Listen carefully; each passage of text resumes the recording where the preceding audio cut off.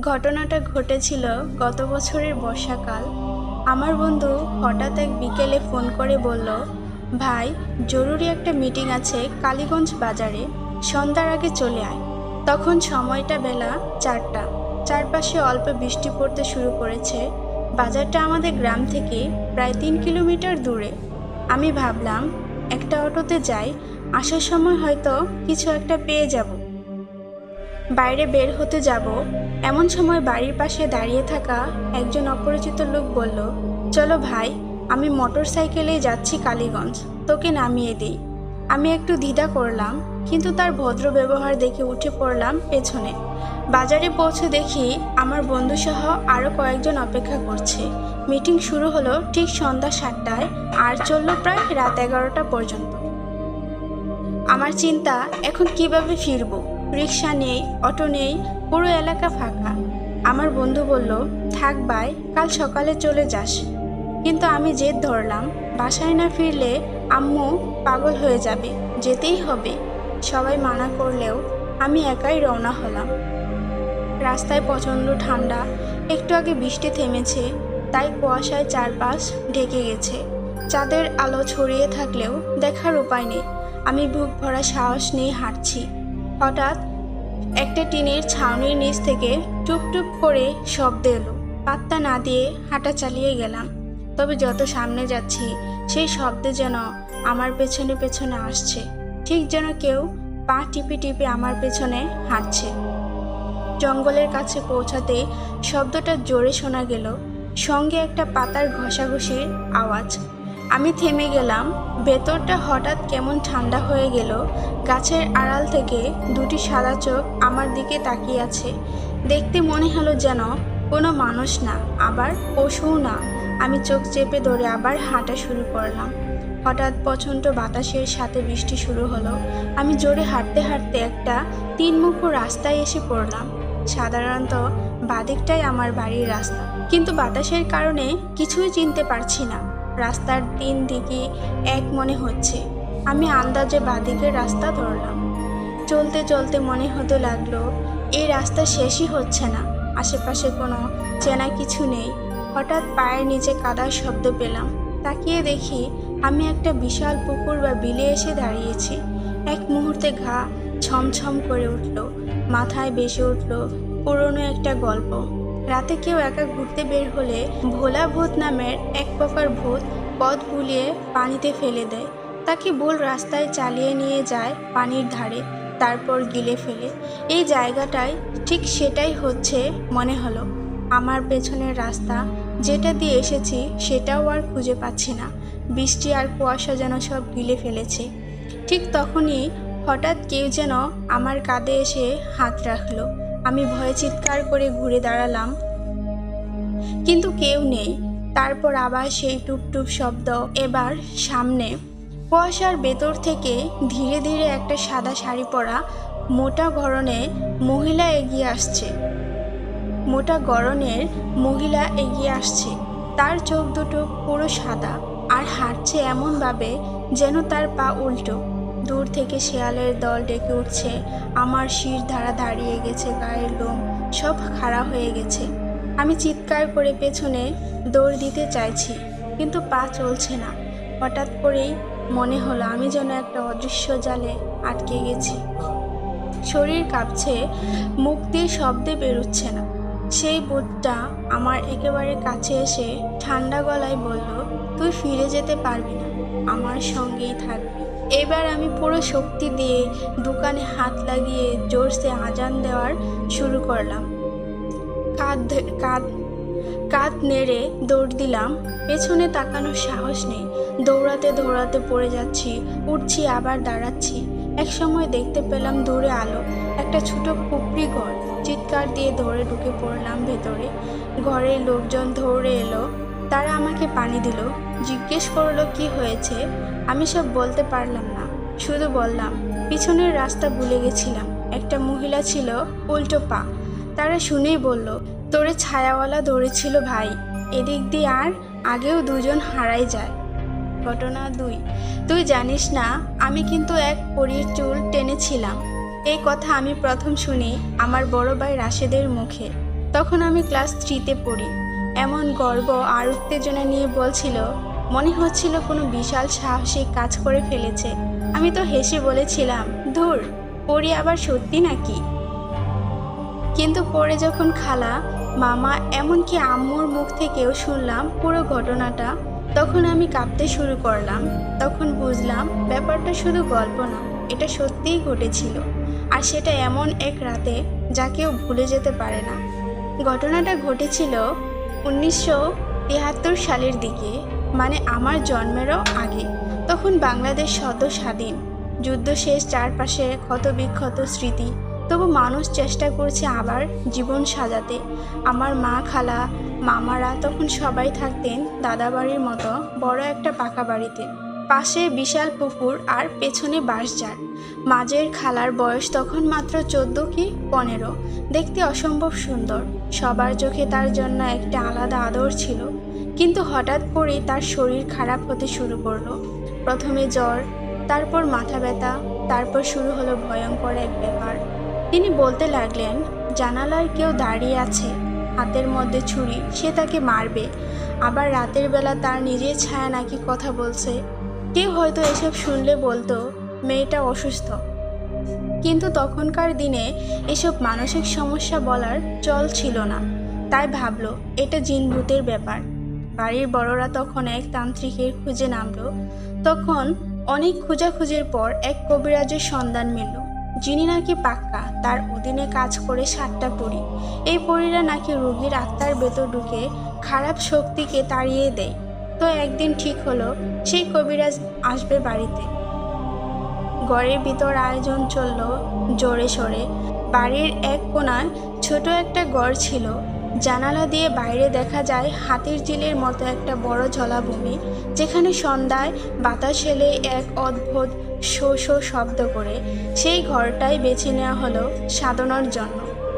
সেদিন সন্ধ্যার ঠিক পরপরই ঘরটা একদম অন্ধকার করে ফেলা হলো। আগরবাতি, ধূপ, সাদা ফুল সব মিলে ঘরে একটা গা ছমছমে পরিবেশ তৈরি হলো। ঘরের ভেতরে ঢোকার অনুমতি পেলেন শুধু কাছের আত্মীয়রা। বাইরে দাঁড়িয়ে ছিল 5-6 বছরের আমার ছোট ভাই। সে তখন কিছুতেই থামছে না, জানতেই হবে ভেতরে কি হচ্ছে। হঠাৎ ঘরের ভেতর থেকে শোনা গেল চাপা গলায় মন্ত্র পড়ার শব্দ। কারা যেন একে একে ঘরে ঢুকছে, কিন্তু কারোর পা দেখা যায় না, শুধু ছায়া। সাদা কাপড় পরা লম্বা ছায়া মূর্তি, তার নাকি সেই আলো পরি। আমার ভাই কিছু বুঝে ওঠার আগেই ফাঁক দিয়ে ঢুকে পড়ল ঘরের ভেতর। সব অন্ধকার। সে হাত বাড়িয়ে কিছু একটা ধরতে গেল, আর তখনই তার হাতে ঠেকে ঠান্ডা একটা রেশমি জিনিস। সে ভয় না পেয়ে সেটা ধরে টান দিয়ে বলল, এটা কি? ঠিক তখনই এক ভয়ানক রাগী মহিলা গলা গর্জে উঠল, কে রে আমার চুল ধরে টান দিলি? ঘর জুড়ে মুহূর্তেই নেমে এলো ঠান্ডা একটা শূন্যতা, যেন কবরের ভেতর ঢুকে পড়েছে সবাই। ঘটনা 3, 2009 সালের 21শে আগস্ট, চাঁদপুর জেলার মতলব দক্ষিণ উপজেলার একটি গ্রাম আবদুল্লাহপুর। আধা শহরে আধা গ্রামীণ এলাকা। দিনের বেলা মানুষে গিজগিজ করে, কিন্তু রাত নামলে অদ্ভুত একটা নীরবতা নেমে আসে। আমার বড় চাচাতো বোন তখন মাত্র এইচএসসি পাশ করে ঢাকায় ভর্তি পরীক্ষার প্রস্তুতি নিচ্ছিল। পরীক্ষার আগের সপ্তাহে ঢাকায় থাকার খরচ বাঁচাতে গ্রামে চলে আসে। এরকম চাপার আগেই ফিরে এসেছিল। ওর ইচ্ছে ছিল কোচিংটা শেষ করে ঢাকাতেই থাকতে। যাই হোক, সেই দিন রাতে বাড়ির লোকজন সবাই ঘুমিয়ে গেছে। আমার চাচাতো বোন রান্নাঘর থেকে পানি আনতে যায়। আমাদের গ্রামে তখনও টিউবওয়েলটা বাড়ি থেকে একটু দূরে, পুরনো আম গাছটার পাশে। তখন রাত প্রায় 12টা। হঠাৎ হালকা একটা বৃষ্টি নামলো। গরমে সবাই ঘামছিল, তাই আমার চাচাতো বোনেরও ঠিক ভয় ভয় লাগেনি। কিন্তু পানির কলসি তুলতেই সে শুনল কারো নিঃশ্বাস ফেলার শব্দ।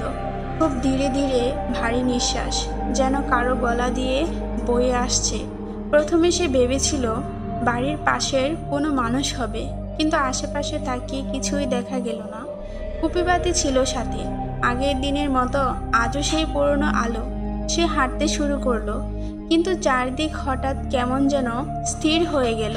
বৃষ্টির শব্দটা থেমে গেল, এমনকি দূরের শেয়ালের ডাকও আর শোনা গেল না। বাতাস ছিল, কিন্তু কোনো পাতাও নড়ছিল না। গাছের ছায়াগুলো যেন স্থির, কিন্তু দৃষ্টির ফাঁকে যেন নড়ছে।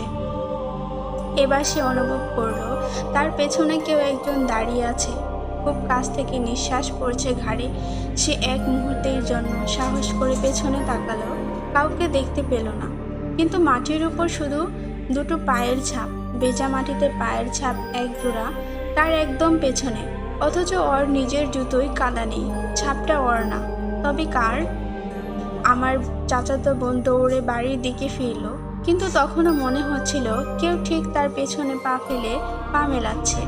ছায়া ছিল না, কিন্তু কুপিবাতির আলো হঠাৎ নিভে গেল। বাড়ি ফিরে সে চিৎকার করলো, কিন্তু সেদিন থেকে আজ পর্যন্ত সে আর রাতে ঘর থেকে বের হয় না। আজও সে বলে ওঠে, আমি কাউকে দেখিনি, কিন্তু আমি জানি সে ছিল। ঘটনা 4। গড়িতে রাত প্রায় 2:30। টিনের চালের উপর টিপ টিপ করে বৃষ্টির শব্দ, মাঝে মাঝে বিদ্যুতের ঝলকে আধার ঘর আলোকিত হয় এক পলকের জন্য। চারপাশে এমন নীরবতা যেন গ্রামটা নিঃশ্বাসও বন্ধ করে আছে। পূর্ব পাড়ার শেষ মাথায় অজয় মণ্ডলের একচালা বাড়ির ঘরটা দাঁড়িয়ে আছে একা, ঝড় বৃষ্টির সঙ্গেই লড়াই করে। আজ সন্ধ্যাবেলা নিজে হাতে স্ত্রীর শেষ সৎকার করে ফিরেছেন তিনি। মাত্র 43 বছর বয়সে হারালেন 25 বছরের সঙ্গিনীকে। ব্রেন স্ট্রোক, চিকিৎসার আগেই শেষ। গ্রাম থেকে দূরের শ্মশানে বিদ্যুৎ নেই, কাদায় পিছলানো রাস্তা, কাঁধে করে স্ত্রীকে নিয়ে গিয়েছিলেন নিজেই, ফিরে এসেছেন একা। চোখে হাহাকার, হাতে তার শেষ শাড়ির খণ্ড আর গঙ্গাজলের পোটলা। বাড়িতে কেউ নেই, ছেলে বিদেশে, মেয়ে বাপের বাড়ি। অজয় মণ্ডল আজ একেবারে একা। ঠিক এই সময় পাশের চালা ঘরে বসে বই পড়ছিলেন জয়িতা, সদ্য কলেজে ভর্তি হওয়া মেয়ে। এই ভাড়ার ঘরে গত 1 বছর ধরে থাকে সে। অজয় মণ্ডলের স্ত্রী মাঝে মাঝে তাকে খাবার দিয়ে যেতেন। রাত করে পড়লে এসে দেখতেন দরজা খোলা আছে কিনা। আজ সকালেই শুনেছে কাকিমার মৃত্যু সংবাদ। কাঁদতেও পারেনি মন থেকে, কিন্তু কিছু একটা চাপা বিষণ্ণতা চেপে বসেছে বুকের উপর। বৃষ্টির শব্দের ফাঁকে জয়িতা শুনতে পেল কাকুর দরজা খুলছে। ভেবে গেল নিশ্চয়ই ফিরেছেন। ছুটে গেল রান্নাঘরে, 1 গ্লাস গরম জল নিয়ে উঠোন পার হয়ে কাকুর দরজার সামনে দাঁড়ালো। দরজা হালকা ঠেলে খুলতেই বিদ্যুতের ঝলক, ক্ষীণ আলোয় সে যা দেখল তার জীবন বদলে দেওয়ার জন্য যথেষ্ট ছিল।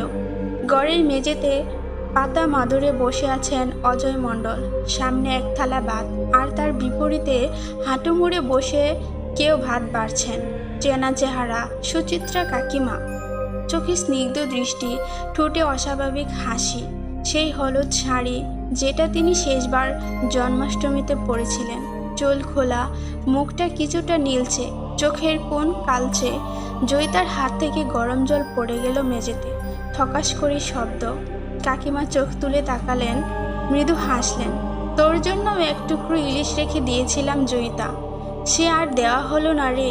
শরীর হিম হয়ে গেল জয়িতার, পায়ের নিচে মাটি নেই, গলার স্বর আটকে গেল, চিৎকার করতে গিয়েও পারল না। অজয় কাকু শান্ত গলায় বললেন, ভয় পাস না মা, ও তো তোর কাকিমা, এত বছর একসঙ্গে ছিলাম। কি রে, কি করে রেখে যায় ওকে একা? বাতাস হঠাৎ ঠান্ডা হয়ে উঠল, যেন কারো ফিসফিস করে কিছু বলছে ঘরের কোণ থেকে। জয়িতা কিছু না বলে দৌড়ে ঘর থেকে বেরিয়ে এলো। পেছনে শুনতে পেল চাপা হাসির শব্দ, ঠিক যেন দুজন মানুষ পাশাপাশি বসে সুখের স্মৃতিতে হাসছে। পরদিন সকালে জয়িতা ঘুম ভাঙল প্রতিবেশীর চিৎকারে। উঠোনে লোকজন ভিড় করেছে, সবার মুখ গম্ভীর। কাল রাতে অজয়তা তো আর ফেরেনি শ্মশান থেকে। লোক পাঠিয়ে দেখা গেল উনি নদীতে ঝাঁপ দিয়েছেন। আজ সকালে দেহ পাওয়া গেছে 12 কিলোমিটার দূরে। জয়িতা হতবাক। সে যাকে দেখছিল কাল রাতে, যার সঙ্গে কথা বলেছিল, সে যদি সত্যিই রাতে মারা যান, তবে কার সঙ্গে কথা হয়েছিল? ঘর খোলা ছিল, ভেতরে হেরিকেনের আলো তখনও জ্বলছিল। মাটিতে ভাঙা গেলাস, খানিক ভিজে ভাত আর দুটো আলু ভাজার গন্ধ পাওয়া গেল। জয়িতা সেদিনই ঘর ছাড়ে।